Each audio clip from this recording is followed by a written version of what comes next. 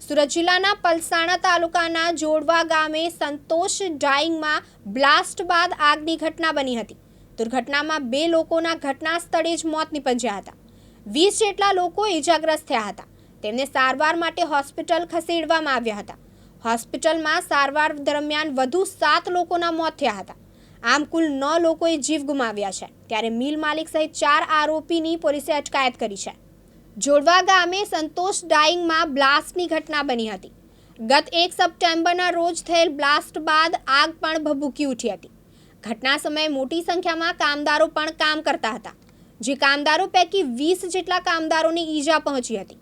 2ના મોત પણ થયા હતા। ઈજાગ્રસ્તોમાં મહિલાઓ પણ હતી। તમામને પલસાણા તેમજ સુરત સહિતની વિવિધ હોસ્પિટલમાં દાખલ કરવામાં આવ્યા હતા। સમગ્ર ઘટનામાં અત્યાર સુધીમાં 9 કામદારોના મોત થઈ ચૂક્યા છે।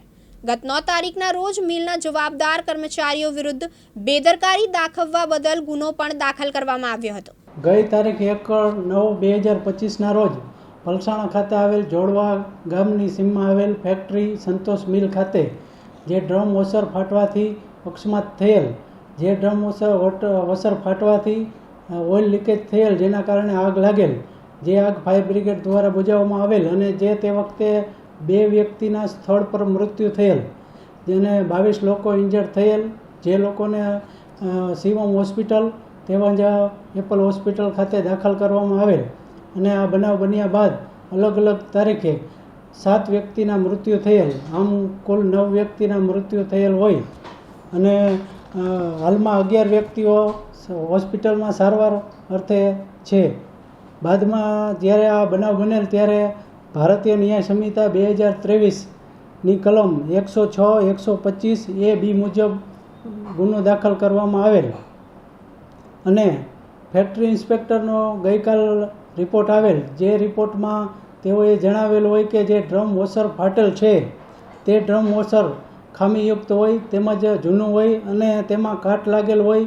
જે રિપોર્ટના આધારે પલસાણા પોલીસ સ્ટેશન દ્વારા ભારતીય ન્યાય સંહિતાની કલમ 105, 110 અને 54 મુજબ ઉમેરો કરી માલિક સહિત 5 વ્યક્તિઓને અટકાયત કરવામાં આવેલી છે। જે વ્યક્તિઓને અટકાયત કરવામાં આવેલ છે તેમાં ડ્રમ વોશરના ઓપરેટર તેમજ તેમના એન્જિનિયર અને ડ્રમ સુપરવાઇઝર તેમજ મેન્ટેનન્સ મેનેજર અને કંપનીના સંતોષ મિલ માલિકની અટકાયત કરવામાં આવેલી છે અને હાલે આ 5 વ્યક્તિઓની અટકાયત કરી તેઓને કોર્ટમાં રજૂ કરવામાં આવેલ છે। હાલ આ જે 5 વ્યક્તિઓની અટકાયત કરવામાં આવેલ છે તેઓને જ્યુડિશિયલ કસ્ટડીમાં મોકલવા માટે હુકમ કરવામાં આવેલ છે। સમગ્ર ઘટના બાબતે આજે વધુ કલમનો ઉમેરો કરી સદોષ માનવવધનો ગુનો નોંધ્યો હતો। સંતોષ મિલના માલિક, મશીન માવજત કરાવનાર, કોન્ટ્રાક્ટર, ડ્રમ ઓપરેટર, સુપરવાઇઝર મળી 5ની ધરપકડ કરાઈ હતી।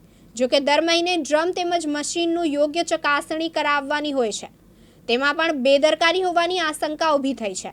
ઘટના દિવસે ડ્રમ સુપરવાઇઝર તેમજ ઓપરેટરની ગેરહાજરી હોવાનું પ્રાથમિક રિપોર્ટમાં બહાર આવ્યું હતું। ફેક્ટરી ઇન્સ્પેક્ટરના રિપોર્ટ બાદ પોલીસ દ્વારા વધુ કાર્યવાહી કરવામાં આવી હતી। રમેશ ખંભાતી, દિવ્યાંગ ન્યૂઝ, પલસાણા, સુરત।